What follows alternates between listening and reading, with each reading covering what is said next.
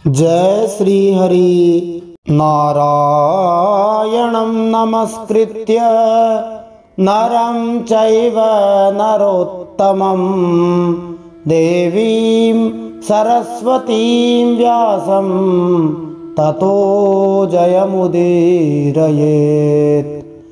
भगवान श्री नरनारायण को प्रणाम करते हुए श्री गणेश जी महाराज, माता सरस्वती, वेदव्यास भगवान को प्रणाम करते हुए हृदयाराध्य सर्वांतर्यामी, सबके हृदयों में विराजमान अनंत कोटि ब्रह्मांड नायक परात् परब्रह्म पुरुषोत्तम जगदाधार जगन्नियंता जगदीश्वर जगदगुरु जगन्नाथ भगवान श्री हरि के पावन चरणों में प्रणाम करते हुए, भगवत स्वरूप श्रीमद् भागवत को प्रणाम करते हुए, श्री सुखदेव जी और परीक्षित महाराज को प्रणाम करते हुए, अनंत कोटि सब संत महात्माओं वैष्णवों को प्रणाम करते हुए, मैं सुनील हरि आप सबका श्री हरि भक्ति प्रचार के लिए स्वागत करता हूं।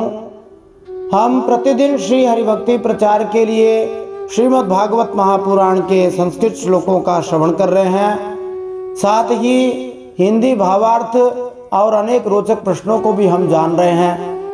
यदि आप भी श्री हरि भक्ति प्रचार करके श्री हरि कृपा प्राप्त करना चाहते हैं तो ये जो कथा है इसको दूसरों को सुनाते रहिए, दूसरों को भेजते रहिए, शेयर करते रहिए। हम कथाएं यदि करवाते हैं तो बहुत सारा धन व्यय होता है, परंतु इसमें आपको केवल एक शेयर ही करना है। शेयर करके चैनल को सब्सक्राइब करें। सब्सक्राइब करने के साथ ही बेल आइकन पर नोटिफिकेशन ऑल दबा दें, जिससे आपको भविष्य में श्रीमद् भागवत महापुराण और उससे जुड़ी हुई सभी जानकारियां आसानी से मिल सकें। अब हम श्रीमद् भागवत महापुराण के दशम स्कंद के पूर्वार्ध के 47वें अध्याय में उद्धव जी के गोपियों के पास पहुंचने के बाद जो उनकी बातचीत हुई और बड़ा ही सुंदर जो भ्रमर गीत है उसका श्रवण करते हुए इन महत्वपूर्ण प्रश्नों के उत्तर प्राप्त कर सकते हैं। श्री उद्धव जी द्वारा गोपियों को भगवान श्री कृष्ण का क्या संदेश दिया गया, गोपियों को भगवान श्री कृष्ण के संदेश में भगवत साक्षात्कार अथवा आत्म साक्षात्कार अथवा भगवत दर्शन की महिमा के बारे में जानेंगे। भगवान श्री कृष्ण द्वारा गोपियों से दूरी का क्या कारण था, ये भी एक महत्वपूर्ण प्रश्न है। भगवान श्री कृष्ण का संदेश सुनकर प्रसन्न गोपियों ने उद्धव जी से क्या कहा, गोपियां और दत्तात्रेय भगवान ने पिंगला वेश्या से क्या सीखा। श्री भगवान के पुनर्दर्शन की आशा के साथ गोपियों के करुण पुकार हम जानेंगे। श्री उद्धव जी वृंदावन में कई महीनों तक क्यों रहे। आइए इन सब प्रश्नों के उत्तर आज के इस दशम स्कंद के पूर्वार्ध के 47वें अध्याय को सुनते हुए प्राप्त करते हैं। श्री भगवान उवाच भवती नाम वियोगो में नहि सर्वात्मना क्वचित् यथा भूतानि भूतेषु खं वायुवग्निर्जलं मही तथा हम च मनः प्राण भूतेन्द्रिय गुणाश्रयः।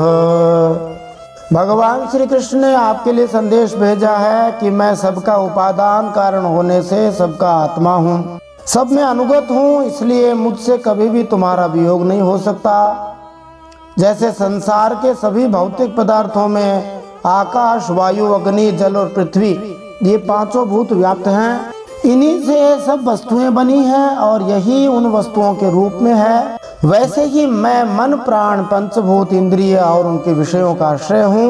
वे मुझ में है, मैं उनमें हूँ, और सच पूछो तो मैं ही उनके रूप में प्रकट हो रहा हूँ।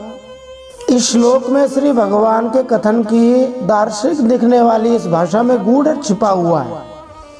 श्री भगवान गुप्त रूप से गोपियों को बतला रहे थे कि वे गोपियों के उनके प्रति प्रगाढ़ प्रेम के बदले में उनके पास उपस्थित थे, न केवल संपूर्ण सृष्टि के आत्मा के रूप में किंतु उनके विशिष्ट प्रेमी के रूप में भी। इस संदर्भ में गुण शब्द गोपियों के विशिष्ट दैवी गुणों का सूचक है, जिनसे भगवान श्री कृष्ण आकृष्ट हुए। सर्वात्मना शब्द को, जिसका यहाँ हमने स्वयं भगवान श्री कृष्ण के संदर्भ में लिया है, में शब्द के अनुरूप होते हुए जो करण कारक में उपयुक्त होता है, सर्वथा अथवा पूर्णतया के रूप में भी समझा जा सकता है।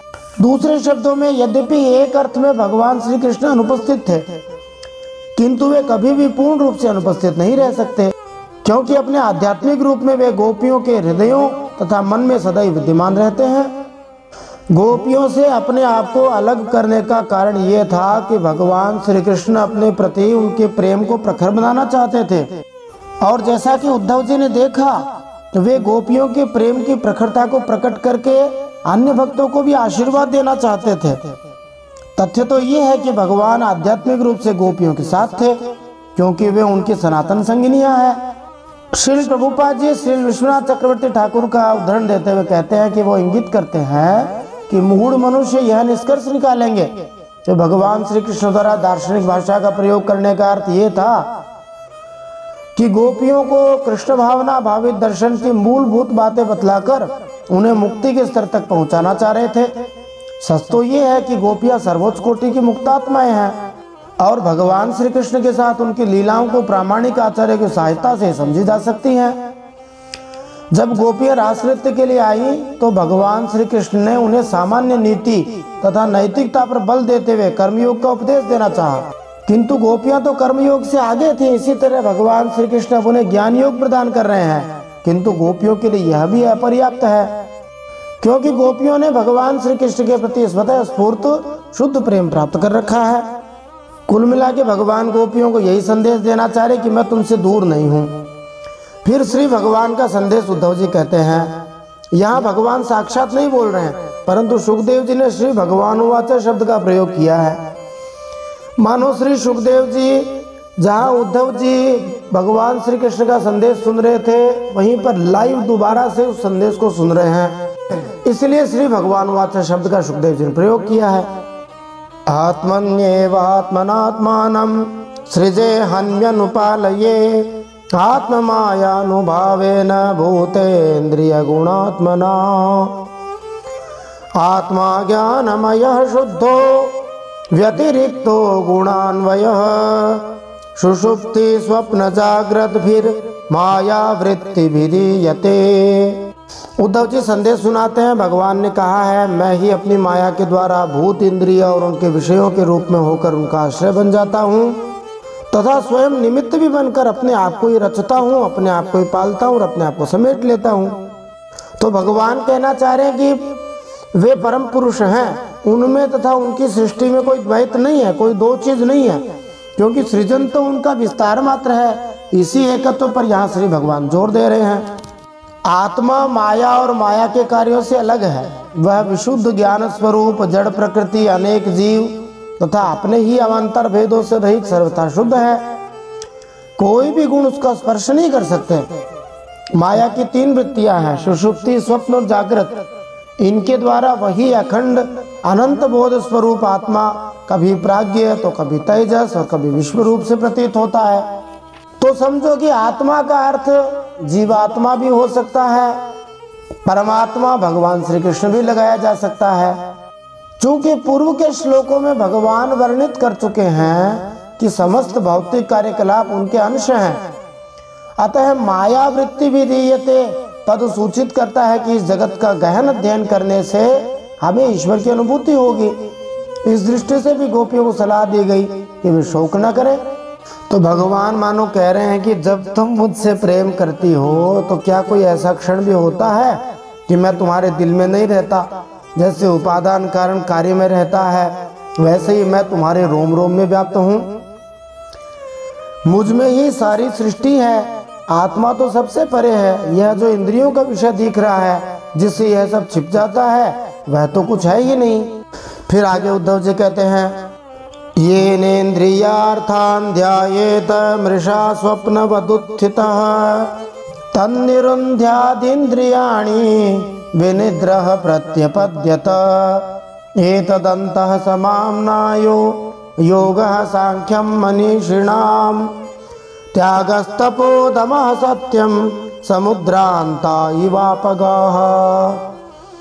तो भगवान कहते हैं मनुष्य को चाहिए कि वह समझे कि सपने में दिखने वाले पदार्थों की तरह ही जागृत अवस्था में इंद्रियों के विषय भी प्रतीत हो रहे हैं, वे मिथ्या हैं, झूठे हैं। इसलिए उन विषयों का चिंतन करने वाले मन और इंद्रियों को रोक ले और मानो सोकर उठा हो, इस प्रकार जगत के स्वप्न वाले विषयों को छोड़कर मेरा साक्षात्कार करे।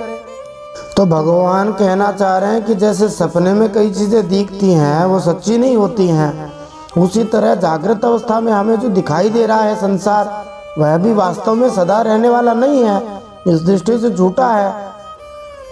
तो क्या करना चाहिए? जैसे कोई नींद में सोया हुआ हो, खूब रात में कई तरह के सपने देखे हो, राजा बन गया, खूब धन आ गया, ये हो गया, वो हो गया, उस नींद से जागकर, सपने से जागकर वो अनुभव करता है कि वो जहाँ था वही है, जिस झोपड़े में था वही है, तो फिर क्या करे? अपना काम करे आगे। उसी तरह से इन स्वप्न के विषयों को, स्वप्न जैसे लगने वाले विषयों को छोड़कर भगवान का साक्षात्कार करने का प्रयास करे। भगवान कहते हैं जिस प्रकार सभी नदियां घूम फिर कर समुद्र में पहुंचती हैं, उसी प्रकार मनस्वी पुरुषों का वेदाभ्यास, योग साधन, आत्मा अनात्म विवेक, त्याग, तपस्या, इंद्रिय संयम और सत्य आदि समस्त धर्म मेरी प्राप्ति में समाप्त होते हैं। सबका सच्चा फल है मेरा साक्षात्कार, क्योंकि वे सब मन को निरुद्ध करके मेरे पास पहुंचाते हैं। श्री भगवान कहते हैं कि समस्त वैदिक वाङ्मय का उद्देश्य आत्मा को मन तथा इंद्रियों का नियंत्रण करने के स्तर तक ले जाना और उन्हें दिव्य आत्म साक्षात्कार में स्थिर करना है।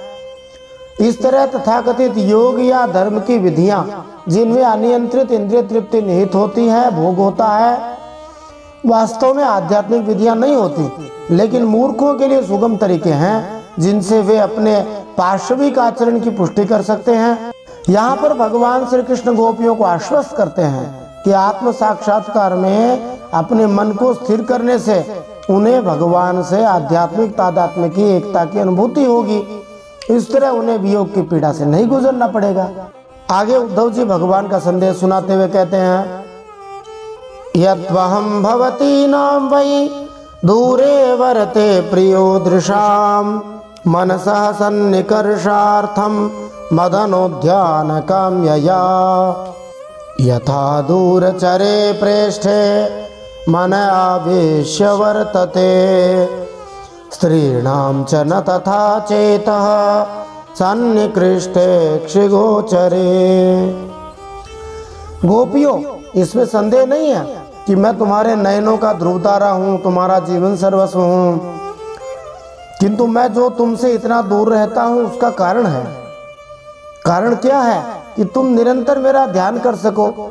शरीर से दूर रहने पर भी मन से तुम मेरी सन्निधि का अनुभव करो, ऐसा अनुभव करो कि मैं तुम्हारे पास ही हूँ, तो अपना मन मेरे पास छोड़ दो।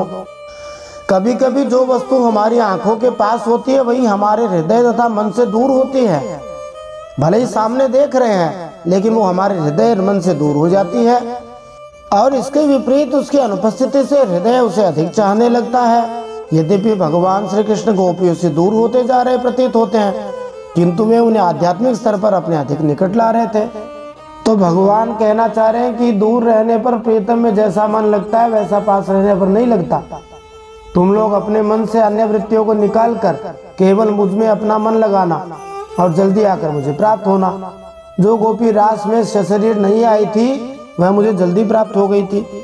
तो भगवान कहते हैं कि तुम मुझे अपने पास ही समझो, क्योंकि स्त्रियों और अन्य प्रेमियों का चित्त अपने परदेशी प्रियतम में जितना निश्चल भाव से लगा रहता है, जिनके पति दूसरे गांव में, दूसरे शहर में रहते हों, उनकी पत्नियां अपने पति को बहुत याद करती हैं, उतना आंखों के सामने पास रहने वाले प्रीतम में भाव नहीं होता है। ऐसा सबके अनुभव में आता है। जिनके पति सदा साथ में रहते हैं उनका उतना पत्नियां सम्मान नहीं करती, याद नहीं करती। दूर चले जाए तो याद करते हैं, और कदाचित कोई पति सदा के लिए दूर चला जाए तो उसको सदा ही याद करते हैं। फिर उसके गुण गुण याद आते हैं, अवगुण याद ही नहीं आते। ये बात दोनों के लिए लागू होती है। श्री विश्वनाथ चक्रवर्ती ठाकुर के अनुसार पुरुषों के लिए भी यही निर्धारित होता है।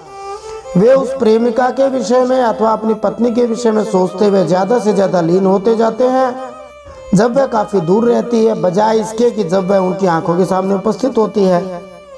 इसलिए क्या करना चाहिए? भगवान कहते हैं, मय्या वेश्य मनः कृत्स्नम विमुक्ता शेष वृत्तियात् अनुस्मरन्त्यो मां नित्यम् अचिरान् मामुपैष्यथ या मया क्रीडता रात्र्यां वनेस्मिन् व्रजा स्थिताः अलब्धरासः कल्याण्यो मापुरमद्वीर्य चिंतया। उद्धव जी भगवान का संदेश सुनाते हुए कहते हैं, अशेष वृत्तियों से रहित संपूर्ण मन मुझ में लगाकर जब तुम लोग मेरा अनुसरण करोगी, मेरे को याद करोगी, तब जल्दी ही सदा के लिए मुझे प्राप्त हो जाओगी। हे कल्याणियों, जिस समय मैंने वृंदावन में शारदीय पूर्णिमा की रात्रि में रास क्रीड़ा की थी, उस समय जो गोपियां स्वजनों के रोक लेने से ब्रज में ही रह गई थीं, मेरे साथ रास विहार में सम्मिलित न हो सकी, वे मेरी लीलाओं का स्मरण करने से ही मुझे प्राप्त हो गई थी। तुम्हें भी मैं मिलूंगा अवश्य, निराश होने की कोई बात नहीं है। मानो भगवान हम सभी भक्तों को आश्वासन दे रहे हैं। इस प्रकार उद्धव जी ने गोपियों को उनके प्रियतम का संदेश सुनाया। यह सुनकर कोई गोपी उद्धव जी पर नाराज नहीं हुई। क्या अनुभव किया, सुखदेव जी बताते हैं। श्री शुक उवाच एवं प्रियतमादिष्ट माकर्ण्य व्रजयोषितः ताऊचुरुद्धवं प्रीतास् तत्संदेशागत स्मृति। श्री सुखदेव जी कहते हैं, अपने प्रियतम श्री कृष्ण का यह संदेशा सुनकर गोपियों को बड़ा आनंद हुआ और उनके संदेश से उन्हें श्री कृष्ण के स्वरूप और एक एक लीला की याद आने लगी। प्रेम से भरकर उन्होंने उद्धव जी से कहा। फिर गोपियां कहते हैं उद्धव जी से, गोप्य ऊचुः दिष्ट्या हितो हतः कंसो यदूनां सानुगोगकृत् दिष्ट्याप्तैर्लब्ध सर्वार्थैः कुशल्यास्ते च्युतोऽधुना कच्चिद् गदाग्रजः सौम्य करोति पुरयोषितां प्रीतिं न स्निग्ध सव्रीड हासोदारे क्षणार्चितः। गोपियों ने कहा, उद्धव जी, यह बड़े सौभाग्य की और आनंद की बात है कि यदुवंशियों को सताने वाला पापी कंस अपने अनुयायियों के साथ मारा गया। यह भी कम आनंद की बात नहीं है कि श्री कृष्ण के बंधु बांधव और गुरुजनों के सारे मनोरथ पूर्ण हो गए तथा अब हमारे प्यारे श्याम सुंदर उनके साथ सकुशल निवास कर रहे हैं। किंतु उद्धव जी, एक बात आप हमें बतलाइए, जिस प्रकार हम अपनी प्रेम भरी लजीली मुस्कान और उन्मुक्त चितवन से उन भगवान की पूजा करती थी और वे भी हमसे प्रेम करते थे, उसी प्रकार मथुरा की स्त्रियों से भी वे प्रेम करते हैं या नहीं करते? गदाग्रज नाम भगवान श्री कृष्ण का सूचक है। देवरक्षिता के पहले पुत्र गद के बड़े भाई मानी अग्रज होने से भगवान श्री कृष्ण का नाम गदाग्रज हुआ। देवरक्षिता देवकी की बहन थी और वह भी वसुदेव जी को ब्याही थी। भगवान श्री कृष्ण को इस प्रकार संबोधित करके गोपियां संकेत करती हैं कि भगवान श्री कृष्ण अब अपने आप को देवकी का पुत्र ही मानते हैं, जिसका अर्थ यह होता है कि अब वृंदावन से उनका संबंध शिथिल पड़ रहा है। प्रगाढ़ प्रेम के कारण गोपियां क्षण भर भी भगवान श्री कृष्ण के विषय में सोचने से अपने आप को रोक न पाती थी। फिर गोपियां कहती हैं, कथम रति विशेषज्ञः प्रियश्च वरयोषिताम् नानुबध्येत तद्वाक्यैर्विभ्रमैश्चानुभाजितः। तब तक दूसरी गोपी बोल उठी, अरे सखी, हमारे प्यारे श्याम सुंदर तो प्रेम की मोहिनी कला के विशेषज्ञ हैं।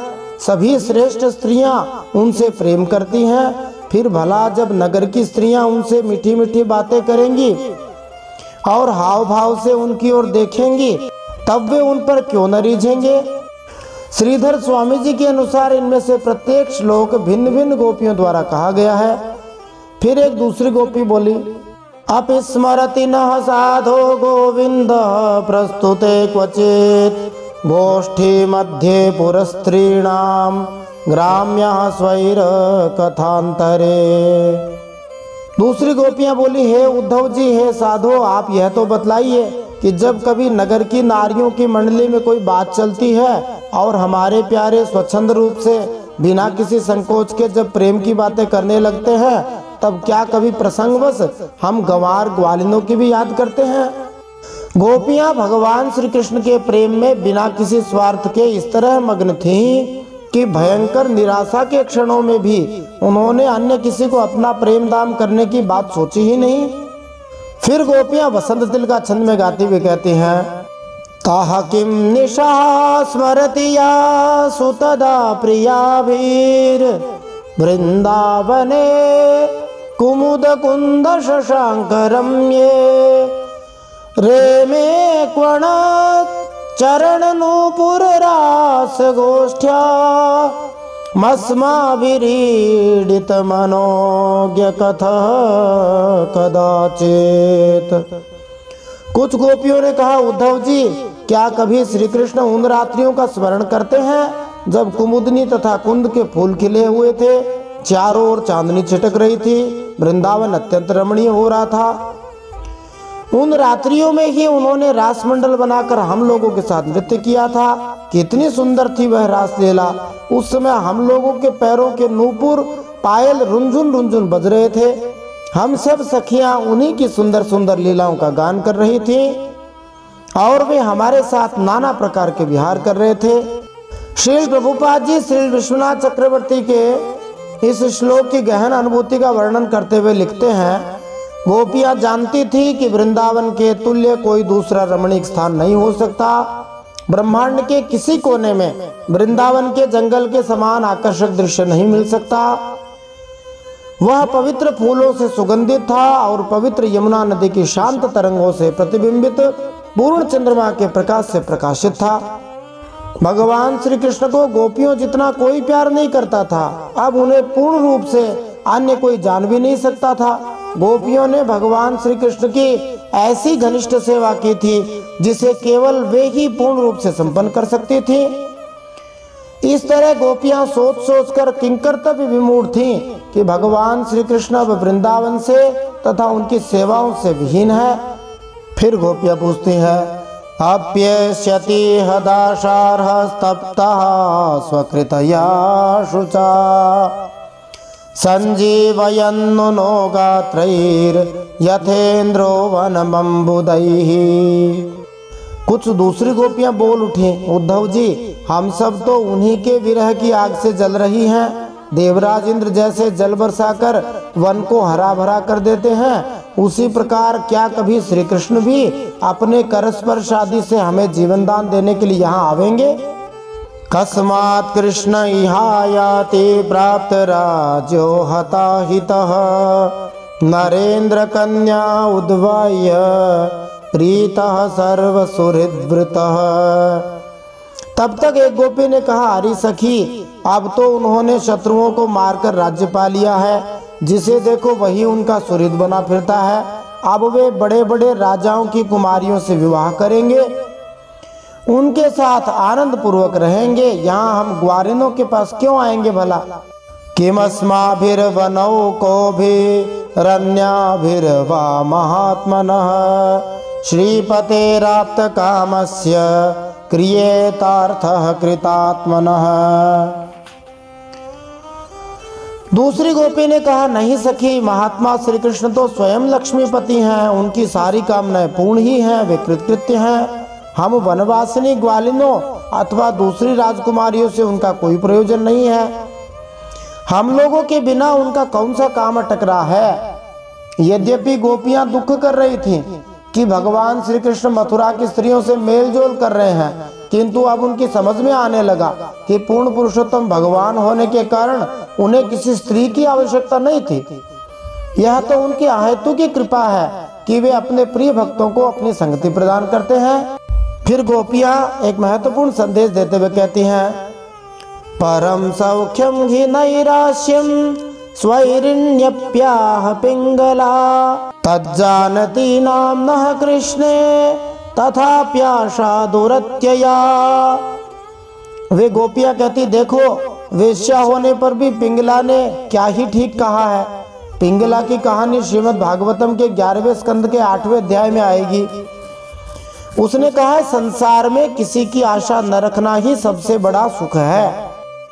यह बात हम जानती हैं, फिर भी हम भगवान श्री कृष्ण के लौटने की आशा छोड़ने में असमर्थ हैं। उनके शुभागमन की आशा ही तो हमारा जीवन है। गोपियों के मुख से निकले शब्द परम सौख्यम ही नैराश्यम, आशा रहित रहना ही परम सुख है, एक बहुत बड़े मनोवैज्ञानिक तथ्य को उजागर करता है। मनुष्य के जीवन में दुख का एक अहम कारण आशा है। मनुष्य परिवारों से, मित्रों से, समाज से विविध आशाएं रखता है। उसकी अनेक अपेक्षाएं होती हैं जिन्हें वह पूरी होते देखना चाहता है, किंतु जब वे पूरी नहीं हो पाती हैं और आशा के स्थान पर उसे निराशा हाथ लगती है तो वह बहुत दुखी होता है। अतः भागवतकार का, सुखदेव जी का, व्यास जी का कहना है कि जीवन में यदि सुखी रहना चाहते हो तो किसी से आशा न करो, अपेक्षा न करो। आशा रहित होकर जियो तो सुखी रहोगे। सास बहू से, बहू सास से, पति पत्नी से, पत्नी पति से, पिता पुत्र से, पुत्र पिता से, मित्र मित्र से, पड़ोसी पड़ोसी से, न जाने कितनी कितनी आशाएं, अपेक्षाएं रखते हैं, पर जब वे पूरी नहीं होती हैं तो परस्पर मनमुटाव होता है, कलहपूर्ण स्थिति निर्मित होती है और मन दुखी होता है। अतः आशा सारे दुखों की जड़ है। आशा रहितता सुखों का मूल है। आज परिवार में जो टूटन है, जो बिखराव है, वह इस आशा के कारण ही है। अतः यदि मनुष्य सुख शांति पूर्वक रहना चाहता है तो उसे आशा रहित, अपेक्षा रहित होकर जीना चाहिए। कहने का भाव है कि बहुत ज्यादा आशा नहीं करनी चाहिए, नहीं तो दुख होगा। कौत्सहेत संत्यक्तु मोत्तमा श्लोक संविदम अनिच्छतोपि यस्य श्री रंगान्न च्यवते क्वचित। गोपियाँ कहती हैं, हमारे प्यारे श्याम सुंदर ने जिन भगवान की कीर्ति का गान बड़े बड़े महात्मा करते रहते हैं, हमसे एकांत में जो मीठी मीठी प्रेम की बातें की हैं, उन्हें छोड़ने का, भुलाने का उत्साह भी हम कैसे कर सकती हैं। देखो तो उनकी इच्छा न होने पर भी स्वयं लक्ष्मी जी उनके चरणों से लिपटी ही रहती हैं। एक क्षण के लिए भी उनका अंग संग छोड़कर कहीं जाती नहीं। सरिच्छैलवनोद्देशा गावो वेणुरवाई में संकर्षण सहायेन कृष्णेनाचरिता प्रभो। उद्धव जी, यह वही नदी है जिसमें वे विहार करते थे। यह वही गोवर्धन पर्वत है जिसके शिखर पर चढ़कर भगवान श्री कृष्ण बांसुरी बजाते थे। ये वे ही वन हैं जिनमें वे रात्रि के समय रासलीला करते थे, और ये वे ही गौएं हैं जिनको चराने के लिए वे सुबह शाम हम लोगों को देखते हुए जाते आते थे। और यह ठीक वैसी ही बंसी की तान हमारे कानों में गूंजती रहती है जैसी वे अपने अधरों के संयोग से छेड़ा करते थे। बलराम जी के साथ श्री कृष्ण ने इन सभी का सेवन किया है। पुनः पुनः स्मारयन्ते नंद गोपसुतं बत श्रीनिकेतैस्तत्पदकैर् विस्मर्तुं नैव शक्नुमः। गोपियाँ कहती, यहाँ का एक एक प्रदेश, एक एक धूलि का कण उनके परम सुंदर चरण कमलों से चिन्हित है। इन्हें जब जब हम देखती हैं, सुनती हैं, दिन भर यही तो करती रहती हैं। तब तब वे हमारे प्यारे श्याम सुंदर नंदनंदन को हमारे नेत्रों के सामने लाकर रख देते हैं। उद्धव जी, हम किसी भी प्रकार मरकर भी उन्हें भूल नहीं सकती हैं। गत्या ललितयोदार हासलीलावलोकनैः माध्व्या गिराहृतधियः कथं तं विस्मरामहे। उन भगवान की वह हंस की जैसी सुंदर चाल, उन्मुक्त हास्य, विलासपूर्ण चितवन, मधुमयी वाणी और मधुमयी वाणी, आहा, उन सब ने हमारा चित्त चोर दिया है। हमारा मन हमारे वश में नहीं है, अतः हम उन्हें भूले तो किस तरह है। खूब प्रयास कर ले तब भी उनको नहीं भूल सकते हैं। फिर गोपियां श्री कृष्ण स्मरण में मग्न हो गईं और यह उद्गार प्रकट करने लगी, प्रार्थना करते हुए भगवान श्री कृष्ण की उद्धव जी से निवेदन करने लगी। हे नाथ, हे रमानाथ, व्रजनाथार्तिनाशन, मग्नमुद्धर गोविंद गोकुलम वृजिनार्णवात। वे गोपियां कहती हैं, हे हमारे प्यारे श्री कृष्ण, तुम ही हमारे जीवन के स्वामी हो, सर्वस्व हो। हे प्यारे, तुम लक्ष्मीनाथ हो तो क्या हुआ, हमारे लिए तो ब्रजनाथ ही हो। हम ब्रजगोपियों के एकमात्र तुम ही सच्चे स्वामी हो। हे श्याम सुंदर, तुमने बार बार हमारी व्यथा मिटाई है, हमारे संकट काटे हैं। हे गोविंद, तुम गौओं से बहुत प्रेम करते हो, क्या हम गौवे नहीं है? तुम्हारा यह सारा गोकुल जिसमें ग्वाल बाल, माता पिता, गौवें और हम गोपियां सब कोई हैं, दुख के अपार सागर में डूब रहा है। तुम इसे बचाओ, आओ हमारी रक्षा करो। श्रील प्रभुपाद जी श्रील विश्वनाथ चक्रवर्ती ठाकुर की इस दृश्य की गहराई में जाकर कहते हैं, कोई गोपियों के समक्ष प्रस्ताव कर सकता है, आप लोग कहीं अन्यत्र क्यों नहीं चली जाती? वृंदावन छोड़ दीजिए, तो फिर आपको ये यमुना नदी या ये गोवर्धन पर्वत तथा ये जंगल, निधि वनादि नहीं देखने पड़ेंगे। अपने आंचल से आंखें ढक लीजिए, आंखें बंद कर लीजिए, अपनी बुद्धि से किसी अन्य विचार में मन को लगाइए और इस तरह भगवान श्री कृष्ण को भूल जाइए। इस प्रस्ताव का उत्तर गोपियां पिछले श्लोक में यह कहकर देती हैं, अब हम में अपनी बुद्धि नहीं रह गई, क्योंकि भगवान श्री कृष्ण अपने परम सौंदर्य तथा आकर्षण से उसे हर ले गए हैं। इस श्लोक में अब गोपियों की भावनाएं इतनी प्रबल हो उठती हैं कि वे उद्धव की चिंता नहीं करती और वे मथुरा की ओर मुख करके अपने रोदन से भगवान श्री कृष्ण को संबोधित करती हैं, रोते हुए बुलाती हैं। वे भगवान श्री कृष्ण को ब्रजनाथ कहती हैं, क्योंकि भूतकाल में भगवान श्री कृष्ण ने अपने प्रिय ग्रामवासियों की रक्षा करने हेतु अनेक अचिंत्य लीलाएं की थी, जैसे गोवर्धन पर्वत को धारण करना तथा अनेक भयावह असुरों का वध करना। इस हृदय विदारक श्लोक में गोपियां पुकार कर भगवान श्री कृष्ण से कहती हैं कि वे अपने अबोध ग्रामवासियों के साथ भोगे गए मधुर अद्भुत संबंध का स्मरण करें। अब इसके आगे क्या लीला हुई, क्या हुआ, ये हम अगले भाग में जाने